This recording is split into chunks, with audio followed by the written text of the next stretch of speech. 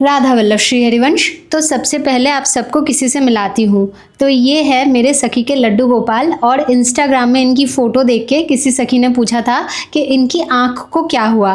तो सुनो, मेरी सखी उनके गोपाल को असली सोने के कान की बालियाँ, सोने के कंगन, चांदी का हार पहना कर रखती है। उनके लिए बैग में स्टील की फीडिंग बॉटल, बैटरी वाला पंखा, खाने के लिए फ्रूट्स और मेवा, खेलने के लिए खिलौने, सब कुछ एक बड़े से बैग में साथ लेके चलती है। हर वक्त उनके लड्डू गोपाल, जिनको वो अपना बेटा मानती है, उनके भाव में ही डूबी रहती है।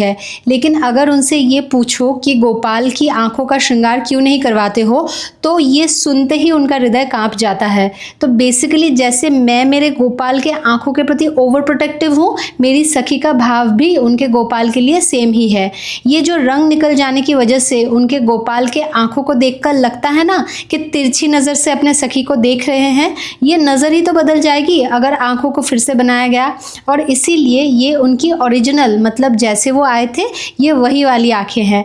हर भक्त का अपने ठाकुर जी के स्वरूप के प्रति अलग अलग भाव होता है और हमें इसका सम्मान करना चाहिए। तो ये पंचमी का दिन था और इस दिन संध्या आरती के समय कीर्तन की एक पूरी टोली आई हुई थी और इतना सुंदर कीर्तन किया उन्होंने। सारे भगत बहुत ज़्यादा आनंद लेके कीर्तन में नाच रहे थे।